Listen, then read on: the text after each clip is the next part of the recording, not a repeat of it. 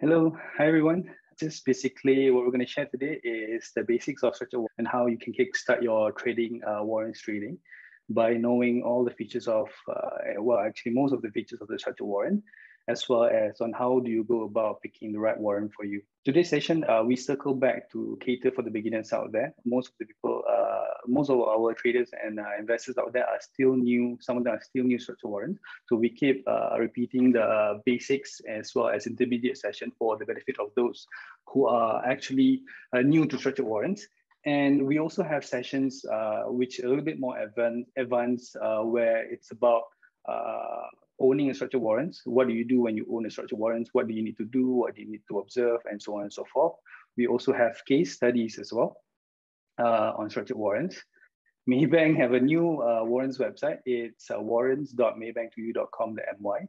It's live at the beginning of early November the other day. At the beginning of November, it was live. And then you can access live matrix. You can access the details of all Maybank's warrants and all other information such as news, ideas on warrants as well. If you're interested in that, do visit the website at warrants.maybank2u.com.my. All right. Okay, our first section is mainly for the beginners. So we're going to discuss all the features of a structured warrant, and then the reason why people would use structured warrants in general for their trading strategy. Okay, so first, what are structured warrants? What does it do? All right, because if you're looking into buying structured warrants, you need to know what structured warrants are and what do they do first before you jump in with 2 feet and put your money into it. So basically what structured warrant is that it gives you some sort of value that is being reflected by the movement of the underlying shares. So structured warrant's price moves when the underlying price moves. So it's in reference of that underlying. All structured warrants works like that. Okay, so if you're interested in, let's say, for example, Aeon Credit, or let's say, for example, MyEG, you're interested in the underlying, but maybe the underlying is a bit expensive for you. You don't want to put up that much of money to buy the underlying directly. What you can do is you can buy structured warrants, because structured warrants price move in accordance to the movement of the underlying price. And it's cheaper, and it comes with leverage. So that's the reason why people will go into structured warrants in general. All right, so that's what structured warrant does. It's not a stock in itself. It has expiry. It will expire, unlike stock. Stock will not expire unless the company gets delisted or the company is being accused of fraud or anything like that, and it will be taken out of the market. Then you will no longer be able to have to own that company's share. But structured warrants have maturity date. And normally in Malaysia, structured warrant lasts for about a year or so. Some of it lasts 6 months, some of it lasts 8 months, some of it lasts 9 months. So the maturity date is something that you need to pay attention to when you're buying into structured warrants. Okay, so that's a structured warrant. So we're going to discuss first what are the types of structured warrants available in the market. You have 2 types of structured warrants. That is two main types of structured warrants available in the market. You have you have 2 types of warrants available in the market. You have structured warrants and you also have company warrants. These are 2 different types of warrants. Structured warrants is issued by third-party financial institution, not the company itself. Let's say MyEG, for example. MyEG does not issue their own structured warrants. Third-party financial institution like Maybank, like CIMB, like Kenanga, and all that, you have 6 issuers in Malaysia issue structured warrants on behalf as an investment tool for investors out there. But company warrants are issued by the company itself. MyEG, if in the case that they want to issue company warrants, they will issue it by themselves. And it's for the purpose of fundraising.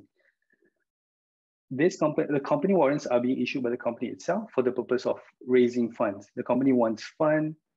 This is one of the ways that they can raise money for their expansion, for their operational needs, for their working capital needs, and so on. All right. So these are company warrants as compared to structured warrants, 2 different types of warrants. If you're interested in buying a warrant that is for the purpose of trading and for the purpose of investment, you'll be looking at structured warrants. If you're interested to get into a certain company, you can get into that company through company warrants, because company warrants are convertible. It's convertible to the underlying share itself. Okay, there's the two main differences between these two types of warrants that you need to know. A structured warrant is further broken down into two types of warrant. You have call warrants and then you have put warrants. There's only one type of company warrants. Okay, and how do you recognize what type of warrants you see in the market? Because when you open your trading platform, you see a lot of stocks, right? You see a lot of stocks. When you type a certain stock, let's say, I keep using my EG because it's best that we stick with one example so that it's easier to refer to. Let's say if you're looking at my EG and you see a bunch of warrants, you have my EG, the mother share at the top, and then you have my EG-C32, my EG-C1T, for example. You have my EG-H23 or something like that. So which one are which? Which are a call warrant, which are put warrant, which are a company warrant? You can differentiate between the warrants by looking at the ticker. All right, this is the ticker of the warrant as well as the underlying. VS is the first, before the dash is representative of the underlying share. In this case, it's VS Industry. And the letter that comes immediately after the symbol dash is representative of the type of that warrant. If it is a alphabet C, it's representative of a call warrant. If it is H, it's representative of put warrant. If it is W over here, it's representative of a company warrant. So this is how you differentiate between the type of warrants in the market based on the ticker, based on the code name of the warrant itself. When you type in on your trading platform, you will see all this. All right, we have some of the questions that we've listed out that are frequently being asked by investors out there. One of them is, how do I convert my warrants into mother share? So how do I convert my warrants into the mother share? So as you remember, there's two types of warrants. You have structured warrants and you have company warrants, right? Structured warrants, which are call warrants and put warrant, is not convertible into the mother shares. If you buy into call or put warrants, structured warrants, it will be settled in cash. If you hold that warrants until it matures, your warrants will be converted back into cash. Sorry. So only company warrants is convertible to the mother share. You can convert company warrants into the mother share. So that's the important part, the important differentiation between structured warrants and company warrants. All right. What is a market maker and what do they do? Well, market maker, like Maybank Investment Bank, in this case, we come up with the warrants for the underlying shares that you see in the market. You have many underlying shares. MyEG is one of them. You have Aon, you have DNEX, and all sorts of underlying share. And then a market maker and also an issuer, also known as an issuer, comes out with a warrant for those underlying share. And market maker will provide liquidity. They'll provide the bid and ask price so that investor can buy those warrants and investor can also sell those warrants. Right? This is what market maker / issuer does in the market. They provide liquidity as well as offer warrants for the underlying shares available in the market right now. And issuers and market maker is being regulated by Securities Commission, by the regulators in Malaysia. All right, now we're on to the first reason why investors and traders alike usually use structured warrants for. The main reason is because of leverage. Even though this is the first reason out of 6, but this is the main reason why investors out there and traders alike use structured warrants as part of their investment strategy. Okay, so let's take a look at this graph between the MyEG underlying share as well as MyEG call warrant C1T. This is an actual performance of the call warrant as well as the underlying MyEG. From June this year until September this year. Okay. After September onwards, there's a split exercise. MyEG actually split their shares 2-to-1 ratio, and the price actually has already been adjusted in the market. So MyEG's price is already half than what it is than what it was before in June until September and prior to that. Same goes to the call warrant MyEG C1T. Okay, so just a heads up, this price is no longer applicable after the split exercise from MyEG. but it is still relevant for our example here. Just to illustrate to you guys how the leverage effect works. Well, you guys know that leverage is a double-edged sword. It works both ways. It works on the downside, it also works on the upside, okay? So you can actually amplify your earnings. Your capital gain can be amplified significantly through warrants, and your downside also automatically will be amplified as well. Okay, so we'll go straight to the first example over here. Let's say you enter into the market, let's say you purchase your warrant position in July, and the price is 6.5 cents, as you guys can see here, 6.5 cents. And then the price of the underlying share is 1 ringgit and 69 cents. All right, so this is your starting point. Let's take a look at the effect of leverage on the downside first. All right, so this is the effect of leverage on the downside. Let's say, for example, you hold on to the warrant until 14th of July, and then by then, MyEG's share price actually moved downwards. And from 1 ringgit and 69 cents, from 1 ringgit and 69 cents, it moved to 1 ringgit and 62 cents. It declined to 1 ringgit and 62 cents. So what will happen to the price of your warrants? The price of your warrants also move accordingly from 6.5 cents, which is your cost. It will move to 5 cents. So this is about 23% negative return on your structured warrants position over MyEG, as compared to only 4% negative return on your MyEG underlying share. All right, so this is the impact of leverage on the downside. As you guys can see here, it's much bigger risk on the downside, and it's also much bigger return on the upside, as you guys can see in the next example over here.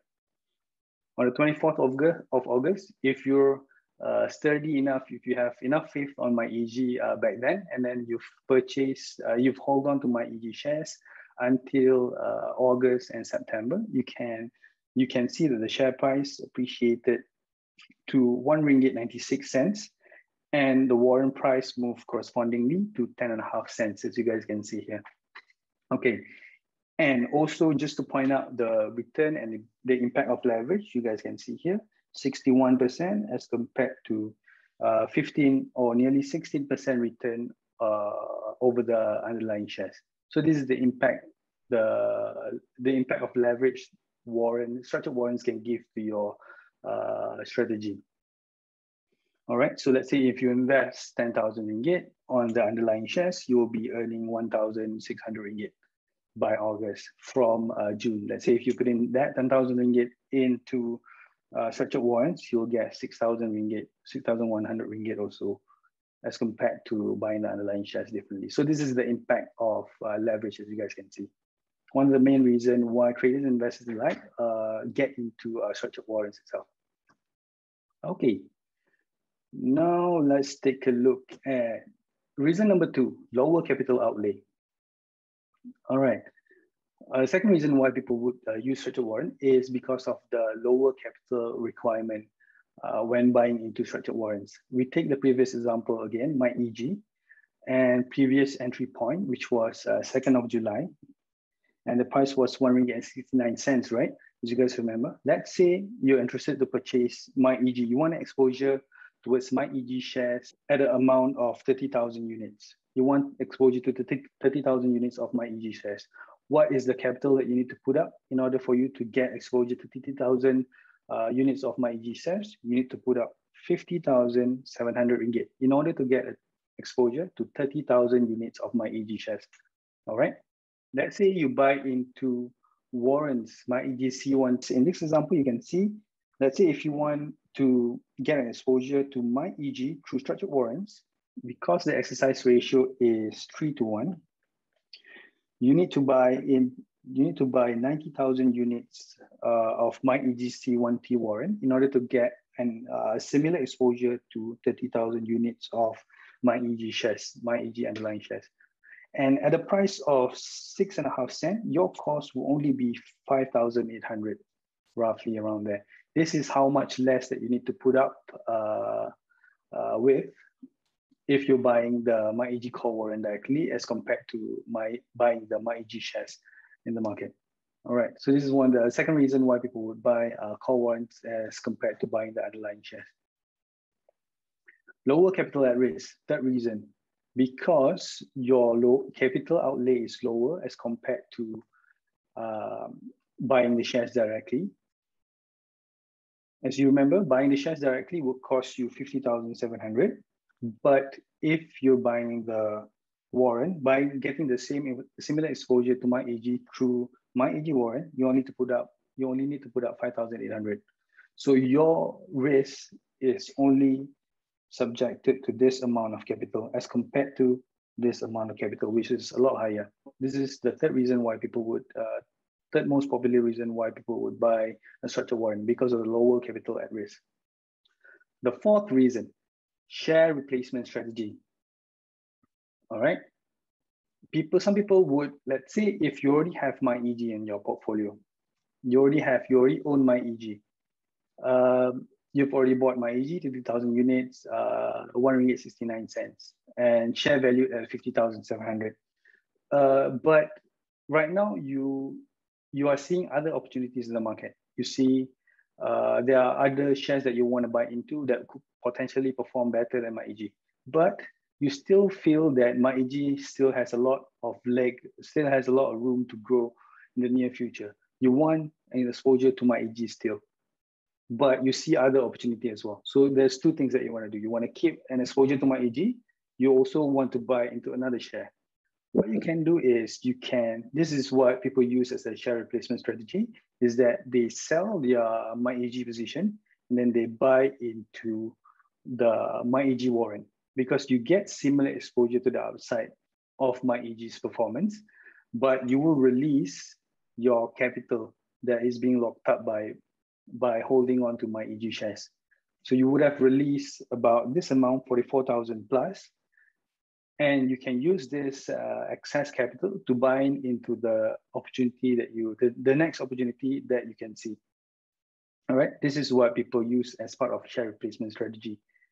You've already gained some sort of appreciation from MyAG, but you still want to hold on, have some sort of exposure to MyAG, but you see other opportunity. What you can do, sell MyAG shares, take some portion of it and buy warrants, and then use this capital to get into other opportunity.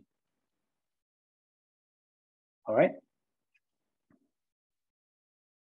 Okay. Now the fifth reason, through structured warrants, you can profit from either direction. You can make a gain when the share price is going up. You can also make a profit when the share price is going down. All right, this is what we mean by capitalize on the downside.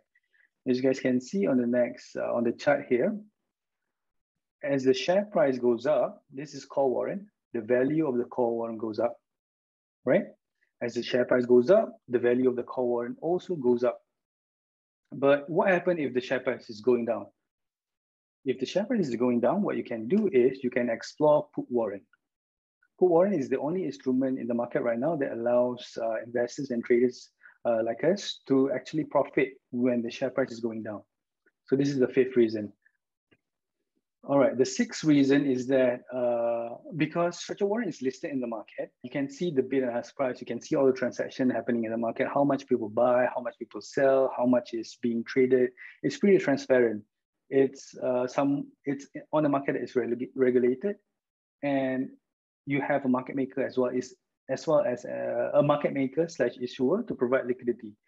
So it's transparent because it's listed on the market, and then the liquidity is also available provided by the market maker. So it's one of the investment tools that you can rely on. Structured warrant is one of the best tools that you can use to gain a leverage exposure, leverage upside exposure or downside exposure.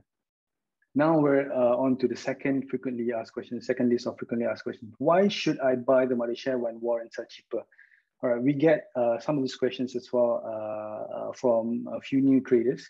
They're wondering if the warrants are cheaper, because you can see the warrants in the market listed at 5 cents, sometimes 10 cents, or 15 cents or 20 cents. And sometimes the mother share that you're looking at, like say, for example, MPI, Malaysia Pacific Industry, with share price shoot up quite significantly over the past year or so. And KLK share price is about 10, 20 ringgit, and it's very expensive. But you see the warrants price at a very cheap price, 10 cents, 20 cents, and you're wondering why would you buy the mother share instead of the warrants, since the warrants is cheaper.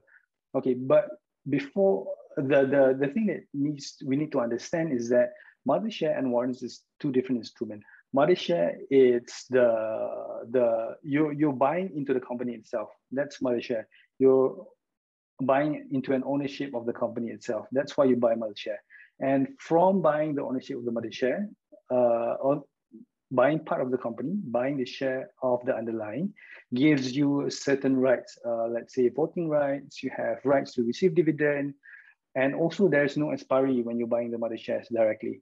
You can hold on to the mother shares indefinitely, like I mentioned before, unless something happens to the underlying company where there's fraud or the company got delisted or is being bought over, then that one will be a different circumstances. But as long as the mother share remains listed on the market, you can hold on to that shares indefinitely. And then you have those rights. You have the right to vote, you have the right to attend to the annual general meeting, you have the right to receive dividend, and so on and so forth. So this is the difference between mother shares and warrant. Warrant will not entitle you to get voting rights. You will not get dividends. You will not get, warrants have an expiry, which there's a limited amount of time that you can actually hold on to that warrant before it expires and becomes worthless. So there's the two differences between the mother shares and warrants, all right? Okay, next question. How much should I invest in a warrant? Is subjective to your investment strategy. If you have a longer term outlook on the company, if you're expecting some sort of a, well, warrant, for one thing, is not a short-term investment tool. It is something, it's not a long-term investment tool, I'm sorry. It's something that you hold on for a short period of time in order to capitalize on the immediate movement of the share price. Not something that you hold on for years and years and years, because it matures and it can become worthless. So it's something that you need to, it's something that you buy, it's supplementary to the buying the underlying shares. It's not your main trading strategy. It's supplementary to your trading strategy, to your overall portfolio. It's not like you have a capital of 100,000 and you want to utilize everything into such a warrants. That will not be the case, and it's not advisable for you to do so, because it's a trading tool. It's a trading tool. Trading tool means it's something that you use for a short-term period. Let's move on. Warrant trading overview. What do you need to do in order for you to start trading warrants? All right, of course, the obvious one is learn about warrants, attend seminar, read books and courses and whatnot. And then after that, it's similar to buying shares as well. You need to understand the thing that you buy, the company that you buy. You need to have some sort of idea of what they do, how do they perform, those kind of stuff. And also, you probably can benefit from our suggestion, strategizing on how to pick warrants. Of course, there's a lot of methods that you can go about in picking warrants in the market. We've like codified this six step for you that you can try and use, and then you can add on or you can subtract anything that you feel that it doesn't fit your style, doesn't fit your investment strategy or anything like that. You can do that, which we will go through a bit later on. And later on, after you've done those things, you've learned, you analyze, you strategize, you can decide which one you want to buy in, and then you monitor the performance of that warrant, and eventually, hopefully, make some sort of a profit from that warrant position. But if this is your first time, and I'm assuming for some of you, this would be your first time buying into warrants, I would suggest demo trading first. Demo trading is like mock trading. There's a lot of platform that will allow you to do that in the market right now. You have Maybank's platform. You can put your warrants into the watch list. You have Ihsan's platform. You have Yahoo Finance, i3 Investors, and so on and so forth. Or you can even just jot down your mock trade on your Excel file. What mock trade does, what mock trade allows you to do is to experience the life cycle of the warrants. Because buying warrants is not similar to buying, it's not the same as buying the underlying shares. It has expiry, it performs according to the underlying shares, and it reflects the volatility movement in the market. So what I would suggest is you do a demo trading first, put up a few warrants that you're interested in, find a few underlying that you're interested in, find the warrants that is relevant to the underlying, then put it into your watch list or into your portfolio and pretend like you're buying them for real. And then actually observe them closely, and then actually learn about the life cycle of the warrant, how it reacts to, let's say, corporate action. If there's a split, how does warrant react to it? If there is the announcement on the company itself, how does the warrant react to it? So that's how you actually feel more comfortable in the future if you actually want to put an actual money into it. All right, that's my suggestion. Okay, just now we learned about the reasons people use structured warrants. Now let's take a look at some of the features of structured warrants.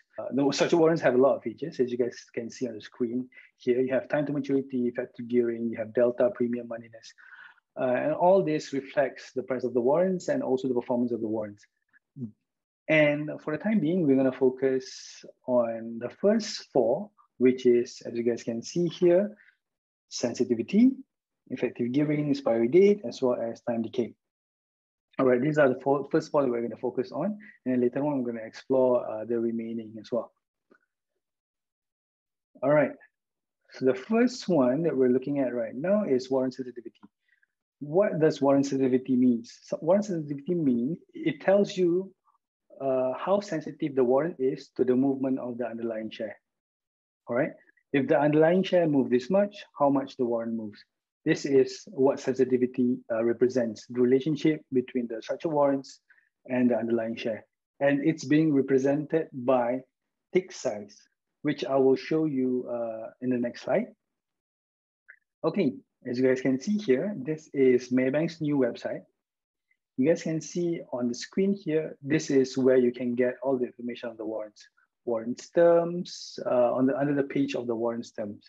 On this page, you can type in the warrants over here, the name of the warrants that you want to look at. In this example, we're using Aeon C8, for example. And then you can see that the sensitivity has already been stated for you here. So it's not something that you then have to calculate yourself. All right, so let's say if I click here, it will tell you what is sensitivity. Sensitivity, basically, this is the formula. Like I said, you don't have to calculate yourself. It's already here. But for the interest of knowledge, you can take a look at what is the formula for sensitivity. This basically is the change in the warrant price divided by the delta per warrant. Delta is also available on this page as well. You only have to click this warrant terms and you'll see the delta over here, which I will show in the coming slides. All right. So what does it mean? What does this mean? How does this reflect into the movement of the underlying as to the movement of the warrants itself? Okay, so sensitivity is 2 tick. So what you can see here is that, let's say you enter at RM1.23. If you enter and you purchase your warrants at the price of 9 cents, when the mother share is at RM1.23 over here, the mother share needs to move 2 tick, RM1.24 to RM1.25, and then only your warrant price will move to 9.5 cents. So this is what 2 tick sensitivity means. It means that the share price needs to move 2 ticks, 124 to 125, in order for your warrant price to move from 9 cents to 9.5 cents. All right. And the important thing to note is that sensitivity can change during the life of the warrant, because delta is also a variable that changes over time, because it is a denominator over here. As part of the formula, you will get a different sensitivity as time goes along. So sensitivity can change. As you can see here at the bottom, prior, when the share price is 107, if you bought it at 107, it requires 3 ticks in order for the warrant price to move. All right, 1, 108, 109, and 110, and then only the warrant price move to 6 cents. All right, but this table will always be available on the website, so you can always check whether if there's any changes to the sensitivity, or when your warrant price will actually move, at what price, at what level the mother share needs to move in order for your warrant price to move. This is how you take a look at the live matrix. This is how you observed live matrix. Okay, sensitivity is one of it. The next one that we're looking at is gearing, effective gearing. So effective gearing, what it does is it tells you how much amplification that you're going to get on your capital, basically. So straight into the example over here, you guys can see on the same page again, this was the sensitivity earlier. I'm sorry, a twisted tongue. Okay, so this is effective gearing over here, just one row below the sensitivity. Basically, what effective gearing tells you, in this case, is 2.9 times, right?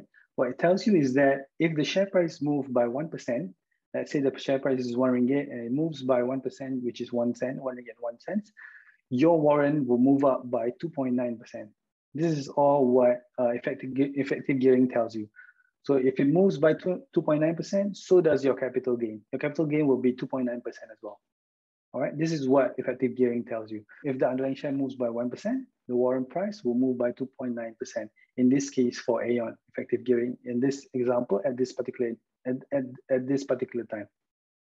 All right, it's different from sensitivity just now. Sensitivity is being used through the live matrix, as you saw earlier in the previous slide.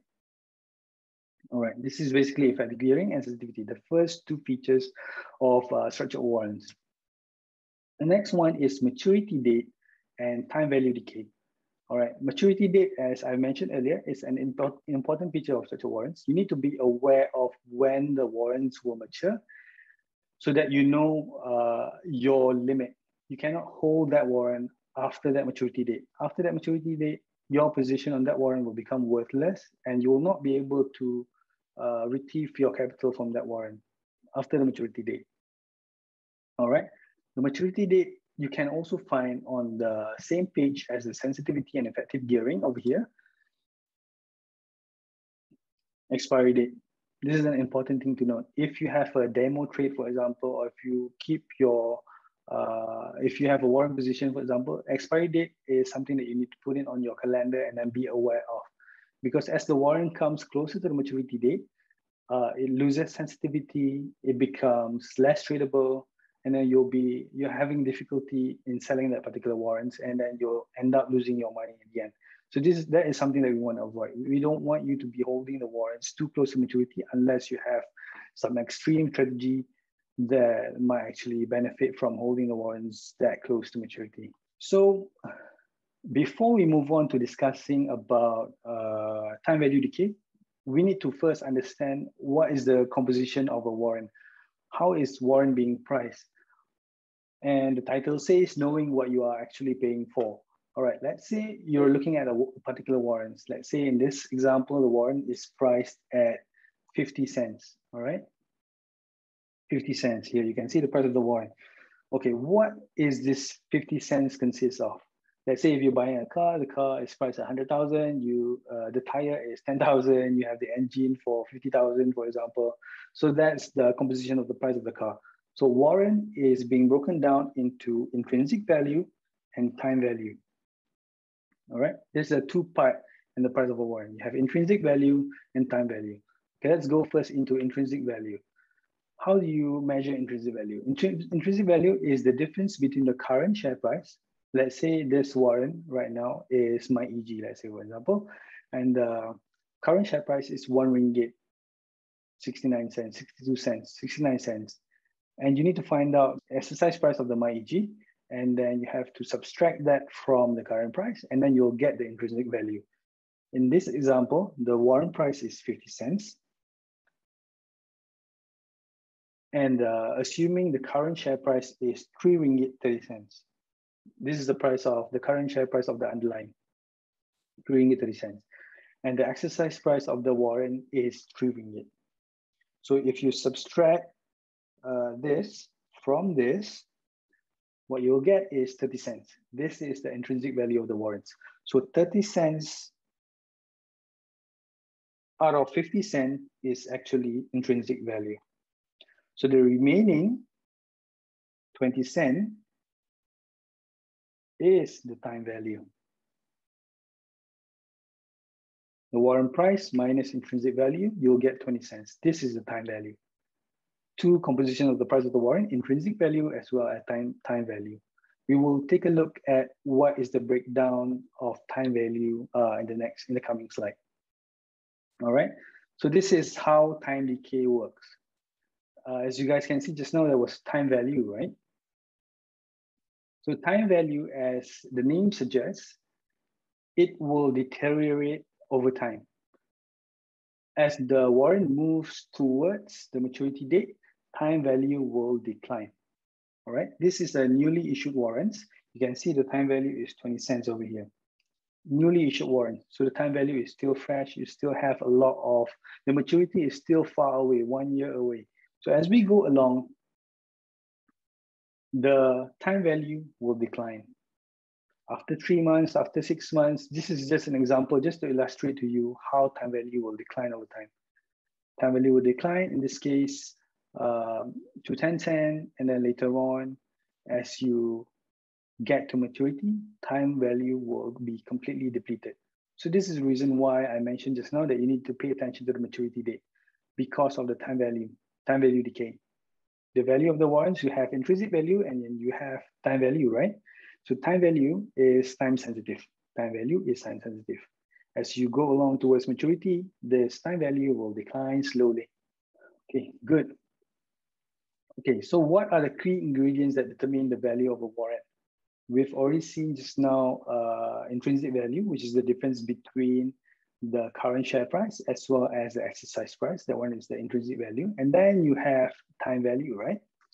So these are all the variables that goes into the price of a warrant. You have dividend over here, you have interest rate, you have tenure, you have volatility, you have share price, you have exercise price.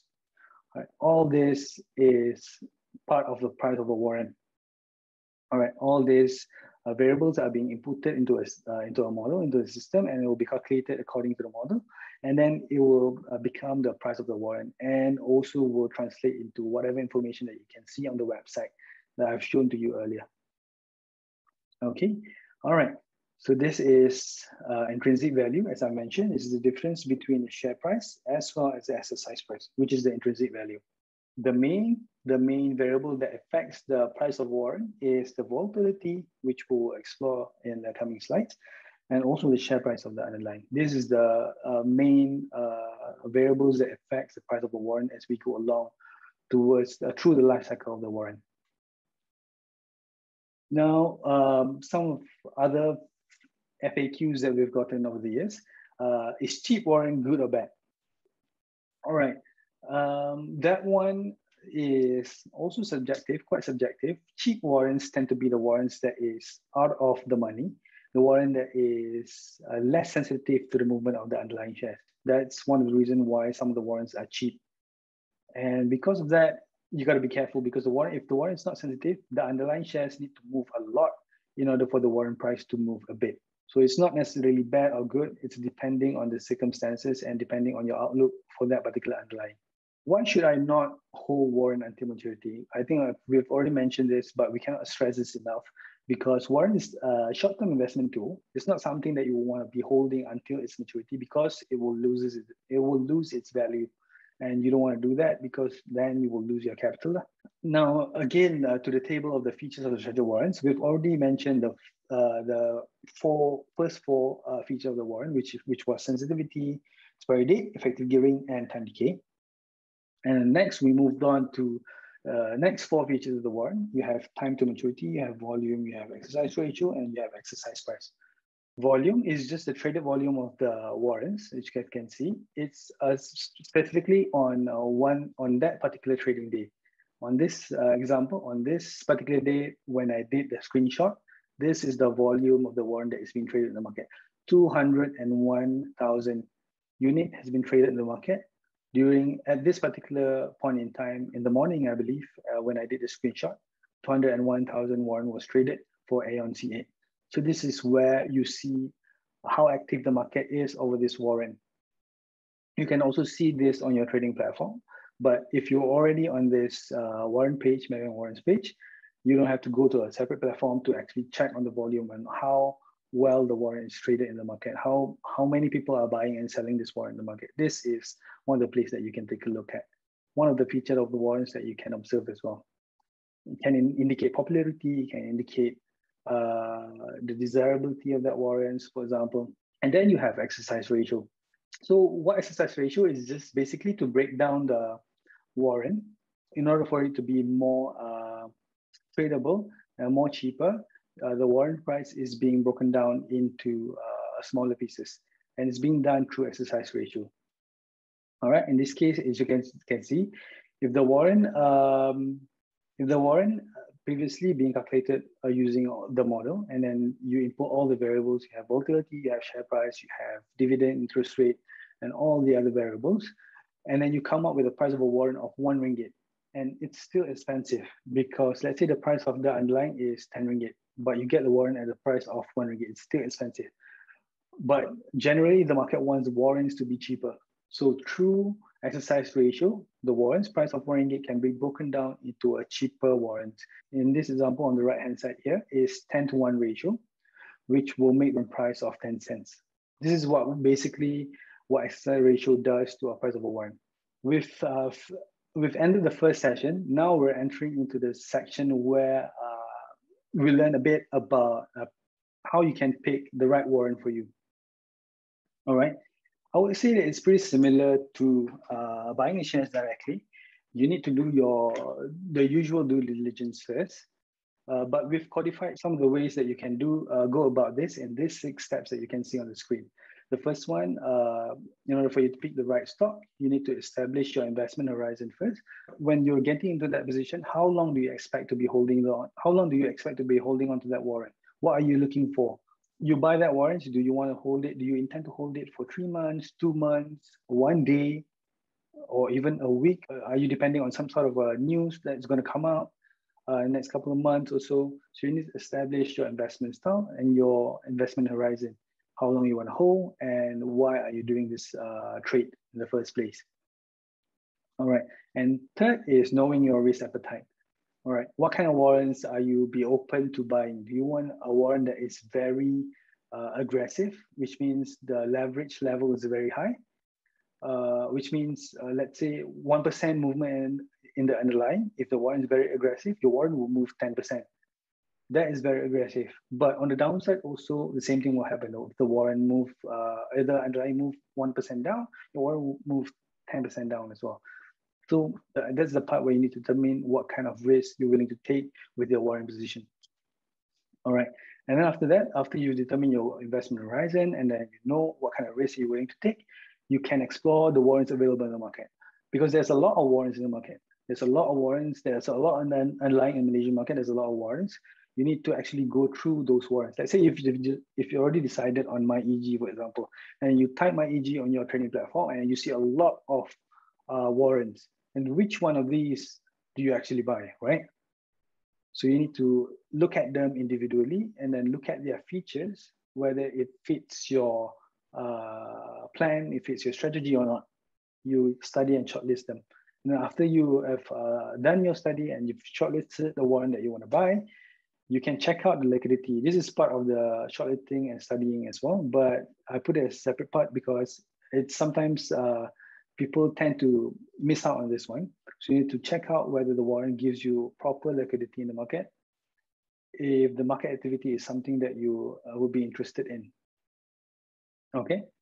And finally, a little bit of marketing from Maybank is you need to make sure that the issuer that you're buying the warrant from is a reputable issuer and a reputable market maker. But I would say in general, the 6 issuer in Malaysia right now is already an established issuer.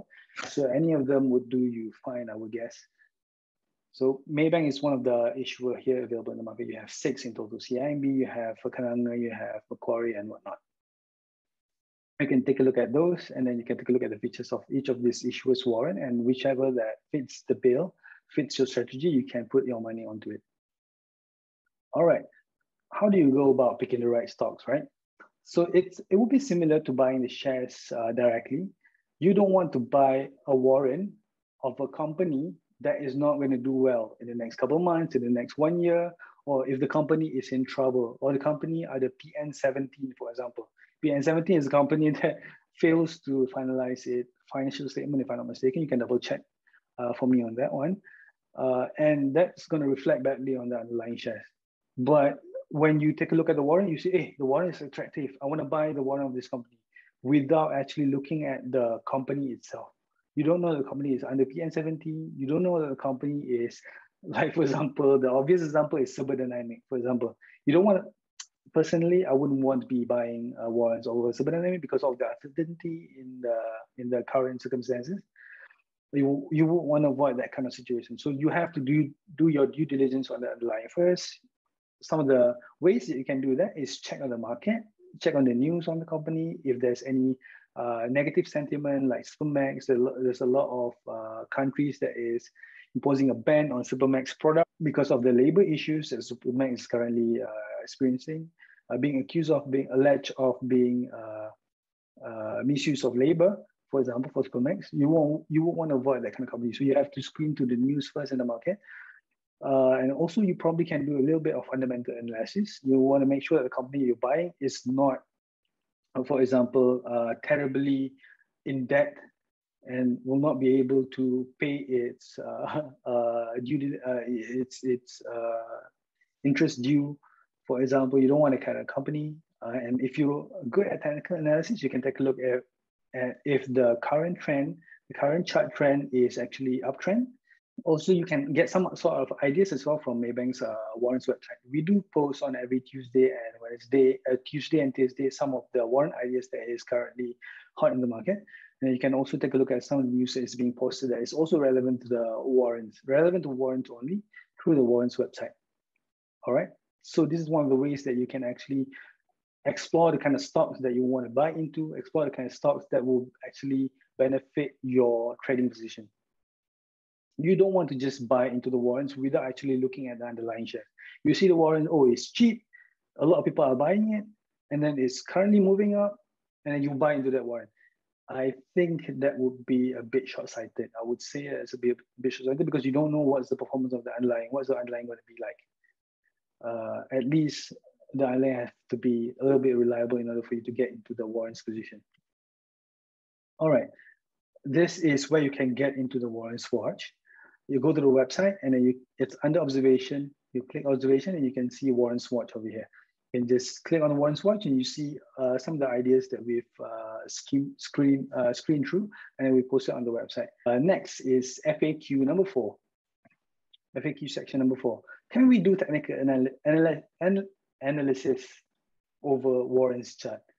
All right, we've been asked this question before. Because some of you guys are very familiar with technical analysis and you guys are applying those to the underlying shares and you're wondering whether it can be done over warrants chart as well. I would say that technical analysis would be a lot more reliable on the underlying shares itself because the warrants price move in relation to the underlying shares, right? And underlying shares have more market information, more trading information, which is more reliable in the context of technical analysis. So when you analyze the underlying shares through technical analysis, and then you find indicators that indicate the underlying shares is going to move up, then you can consider buying into the warrants itself. All right.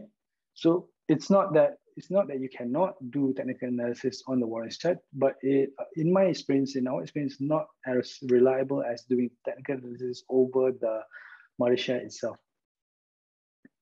Okay. All right, is structured warrants Sharia compliant?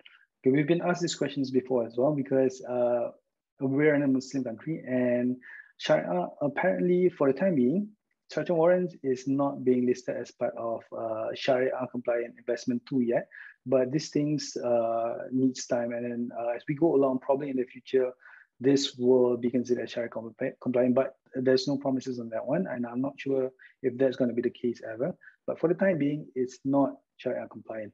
All right, step 2, establishing your investment horizon. Okay, there's a few common type of traders in the market that you guys can see. You can explore this over the internet as well. You have the day trader type where they get in and get out on the same day. You have trend follower. If the market is on an uptrend, those kind of traders will get into it. And then you have the risk taker. where they speculate on a very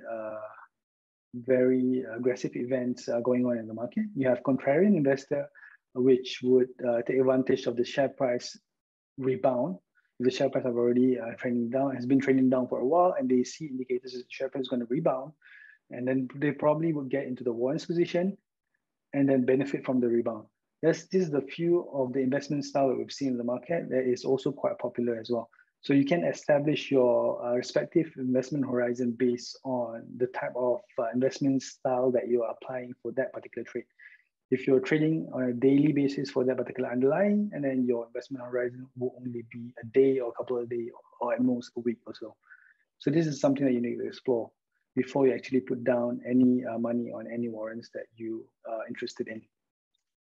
Okay, before we move on to the steps number 3 and step number 4 and so on, there's a few things that we need to clarify. First, under the feature of the structured warrants, we've already discussed sensitivity, effective gearing, expiry date, time decay of the structured warrants in the previous slide.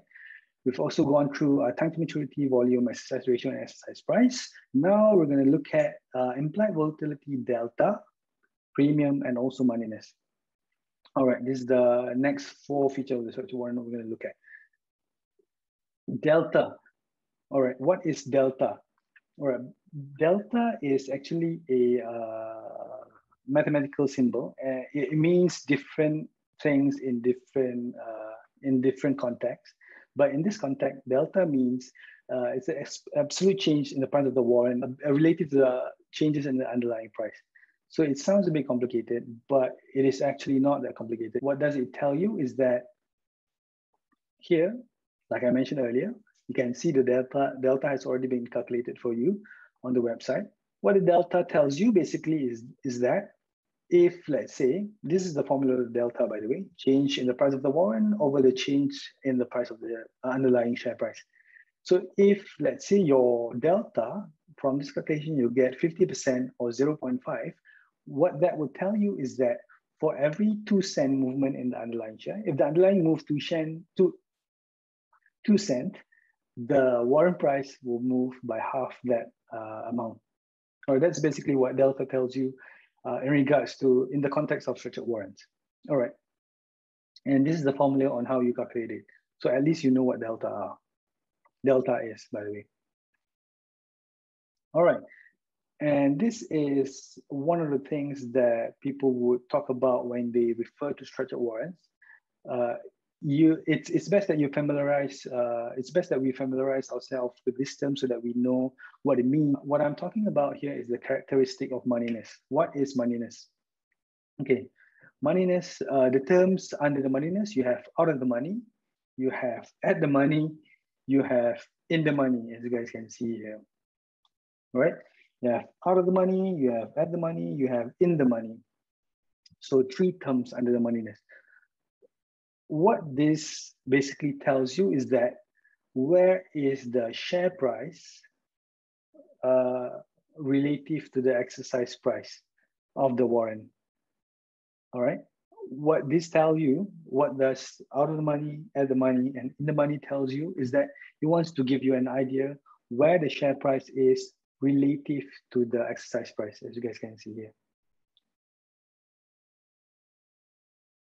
These terms here wants to tell you the relationship between the share price and the exercise price of the warrant. If it is said that the warrant is out of the money, let's say we're referring to exclusively call warrant here to make things simple. It's the reverse. Put warrant is just only the reverse of this. So we're only going to focus on call warrant for the sake of simplicity, so everybody can understand and be on the same page without further confusion. So basically, what this term means is it's telling you the difference, the relationship between the share price and the exercise price. So if the warrant is out of money, the call warrant is out of the money, which means the share price, as you guys can see here, the share price is below the exercise price. That's what it means. The share price is below the exercise price. That's what it means by out of the money. When it says at the money, the share price is close to the exercise price.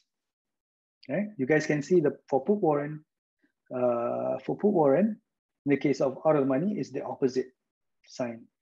In the case of in the money, here, the opposite sign.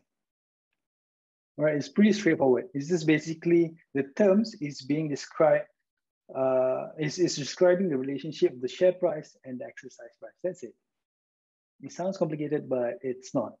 It's just a term being used to actually quickly explain the status of the warrant. Out of the money means share price is below exercise price. At the money, share price is close to the exercise price.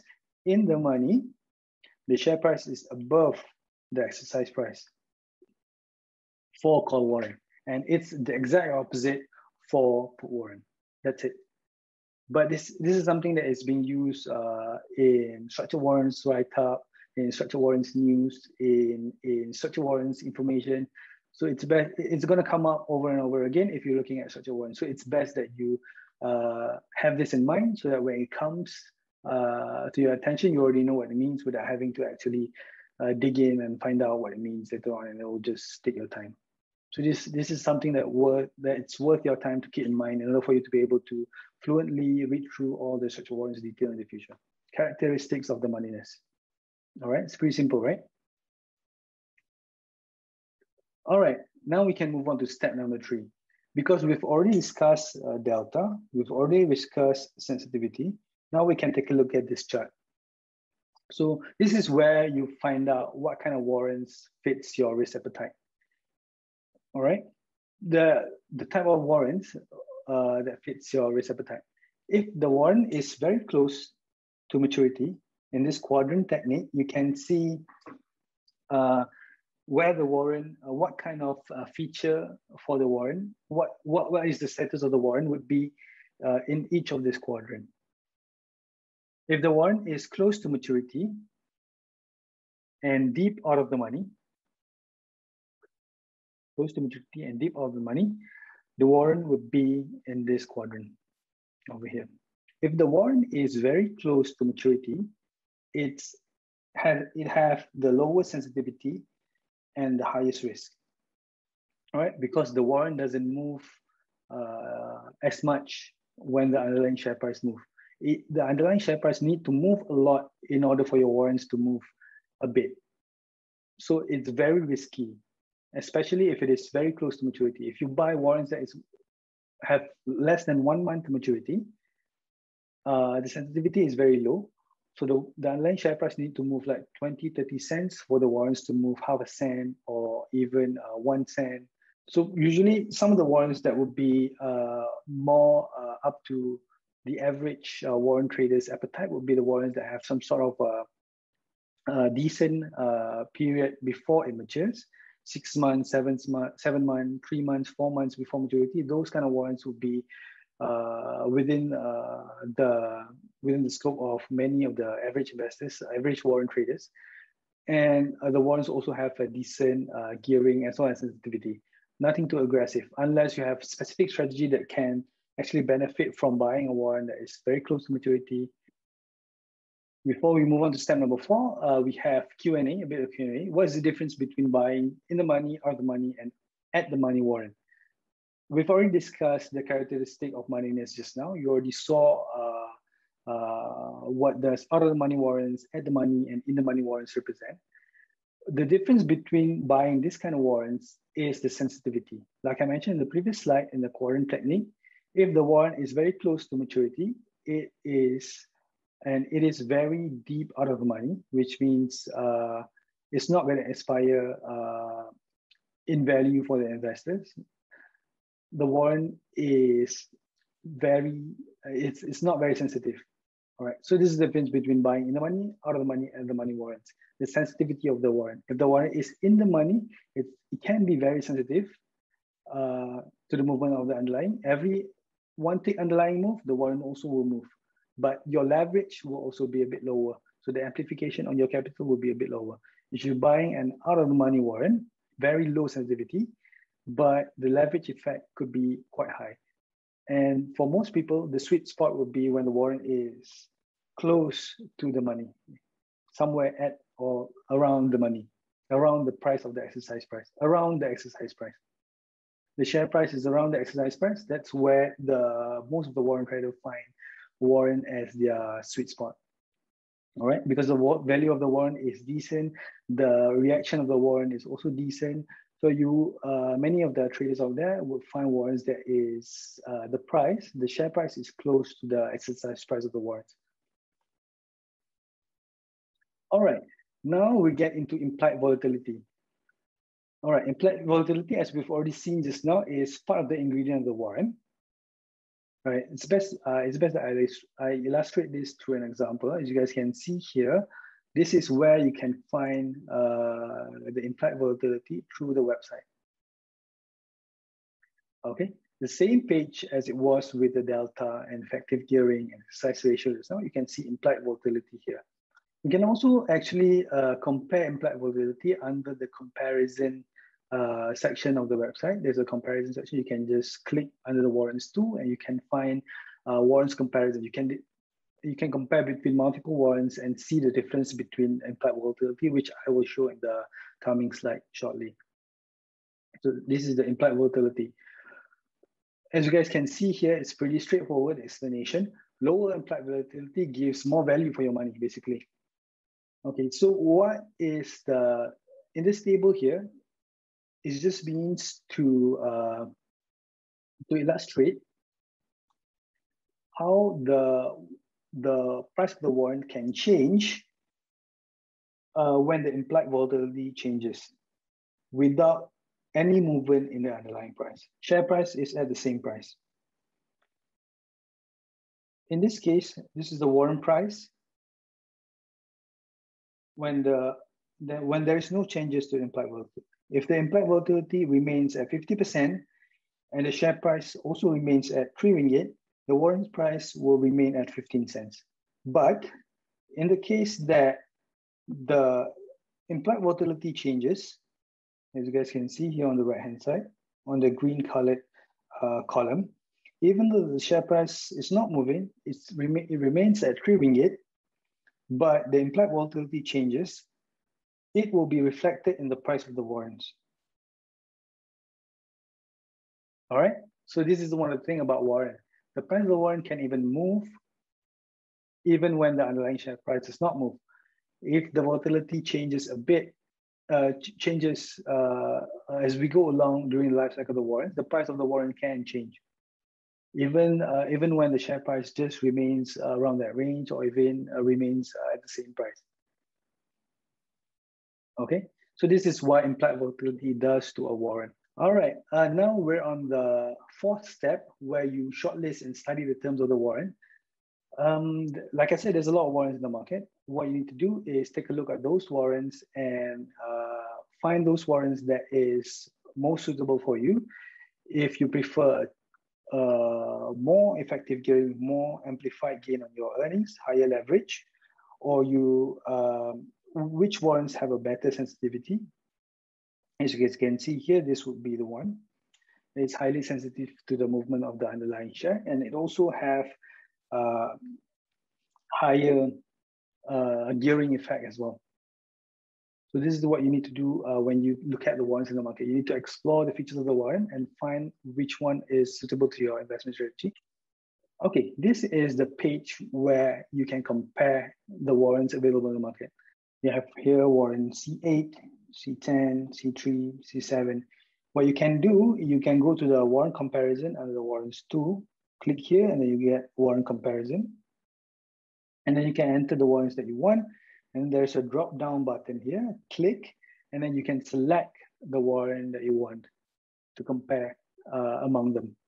In this case, in this example, it's just between these 4 warrants. You can select up to 8 warrants to compare in between. You can only compare between the warrant with the same underlying only. You cannot compare warrants with different underlying because there's no point in doing that because the performance of the warrant between different underlying is not something that you want to look at. Okay, next FAQ section. Should I go for warrants with the highest traded volume? I would say that will not be the first indicator that you want to be using in order for you to decide whether you want to get into a particular warrant or not. Yes, of course, if there's that particular warrant is highly traded, you see a lot more trading activity on the market on that particular warrant, but that does not represent liquidity. Liquidity is provided by the market maker, the issuer. So as long as the inventory of the market maker is still it's still sizable, the market maker will be able to provide decent liquidity on a daily basis. And liquidity is the one that you want to pay attention for instead of traded volume when we're referring to structured warrants. All right. Does low traded volume means low liquidity? Nope, not necessarily. So low traded volume could mean that the warrant is not being bought and sold that frequently in the market. It could be that someone has already bought the warrant and is sitting on it for in order for to wait for appreciation, for example, because traded volume is being measured on a daily basis. You can also check traded volume on a monthly basis, on a weekly basis through, I believe, through the platform, through the trading platform. But the more important part that you need to take note of is the liquidity. Traded volume does not mean liquidity. Does not mean low liquidity. Picking the right warrants, check out liquidity, like I said, and market activity. All right. So this is basically the table, the layout of the table. It's not exactly the same, but the information is here. As you can see, you have bid volume, you have bid value, you have traded volume, you have bid price. So this is step number 5. If you're looking at all the warrants that is available in the market, you've already reviewed the features of the warrant. You've already decided which warrant that you want to go into. This is the step that you want to be looking at next.